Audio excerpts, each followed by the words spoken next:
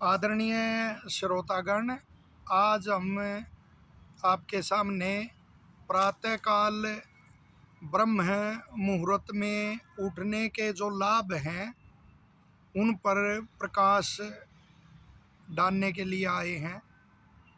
लगभग सभी जानते हैं, लगभग क्या सभी जानते हैं कि प्रातःकाल ब्रह्म मुहूर्त में उठना और 4 बजे का प्राय सभी यह समय लेते हैं। उस समय उठने के बहुत ही लाभ हैं और अंग्रेजी में भी कहावत है, early to bed and early to rise make a man healthy wealthy and wise, कि प्रातःकाल जो उठता है वह व्यक्ति मानसिक रूप से स्वस्थ रहता है, बुद्धिमान होता है, बुद्धि उसकी बढ़ती है, स्वास्थ्य उसका बढ़ता है और पुरुषार्थी बनकर धन भी कमा लेता है।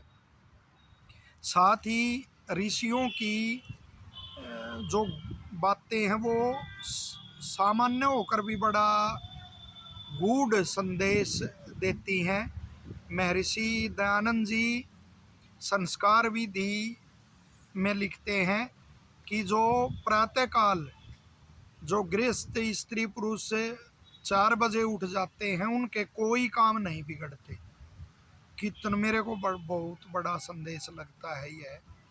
अब 4 बजे चाहे कोई विद्यार्थी है या गृहस्थ है और कोई है साधु है, तो वो 4 बजे नहीं उठता तो काम कैसे बिगड़ते हैं। मैं विद्यार्थियों को भी अपने अनेक बार कहता हूँ कि यदि देर से उठेंगे तो जो नित्य कर्म है स्कूल विद्यालय जाने से पहले उनका ठीक तरह से उनकी निवृत्ति नहीं होती।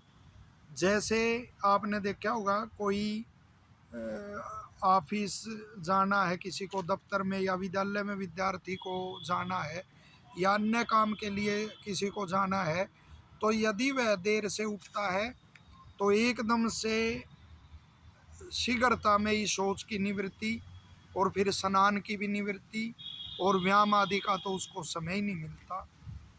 आज आपने देखा होगा और आप भी युवाओं को हम भी समझाते हैं, बच्चों को समझाते हैं, विद्यालय में जाने वालों को, कि वो निद्रा में ही शौचालय में घुस जाते हैं क्योंकि घरों में ही शौचालय है, फिर वो निवृत्ति उसकी ठीक ढंग से नहीं हो पाती।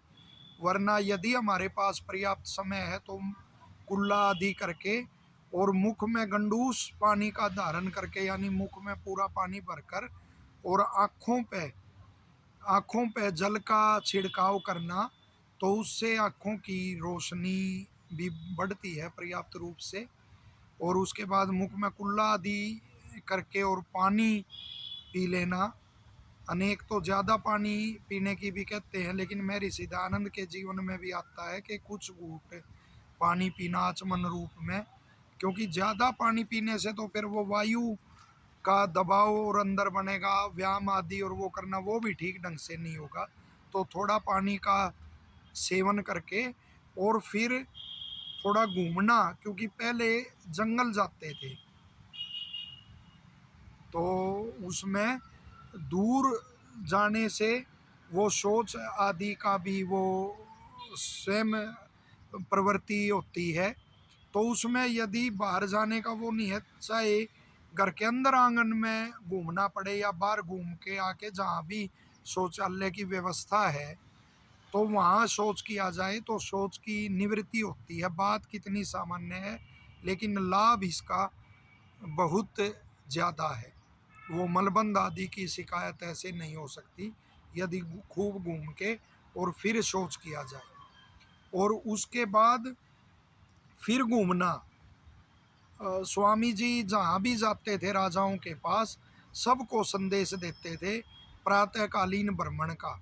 उससे फेफड़ों में शुद्ध ऑक्सीजन जाएगी और जो ऑक्सीजनरेटेड ब्लड होता है, ऑक्सीजन जिसमें होती है वो शुद्ध होता है, रक्त की शुद्धि होती है, चमक चेहरे पे आती है, मन प्रफुल्लित होता है, खाया हुआ भोजन आसानी से पचता है और शुगर आदि की ये मात्रा नहीं बढ़ सकती ब्लड में। तो भ्रमण अवश्य करना चाहिए शौच से पहले भी और शौच के बाद भी भ्रमण करना चाहिए। उसके बाद कोई अपने अनुकूल ऐसा आसन है, व्यायाम है, युवाओं को तो दंड सबसे अच्छा वो है उनके लिए व्यायाम, वो करना चाहिए। और प्रातःकाल उठकर जैसे मैंने बताया आँखों आदि को साफ करके, और शौच से पहले भी अनेकों साधक हैं जो वो प्रातःकालीन मंत्र जो उसमें दिए हैं अपना संस्कार विधि में, गृहस्थ प्रकरण में स्वामी जी ने अर्थ भी उनका दिया है, उनका जाप किया जाए। 5 ही मंत्र हैं, वहाँ सीख सकते हैं उनकी हिंदी भी हम। और या गायत्री मंत्र का वो नहीं आते, गायत्री मंत्र का थोड़ी देर वो किया जाए, जाप किया जाए, तो ऋषि दयानंद कहते हैं उससे सहाय ईश्वर का मिलता है। और मनु का भी संदेश है ब्रह्म मुहूर्त में उठने का, ब्रह्म मुहूर्ते बुध्यते धर्मार्थौ चानुचिंतयेत काय कलेशांश तन्मूलानि वेद तत्वार्थमेव च, कि वे प्रातःकाल ही उठकर क्या स्वास्थ्य है तेरा, क्या धन है तेरे पास, क्या धर्म तू कर रहा है, ऐसा चिंतन करना चाहिए। और जो वेद का मूल है, जो ज्ञान है, उसका आधार है ओम, उसका जाप करना चाहिए। कितना बढ़िया संदेश है। तो शौच आदि से निवृत्त और ये उससे करके भी फिर गायत्री मंत्र का भी आप ध्यान कर सकते हैं।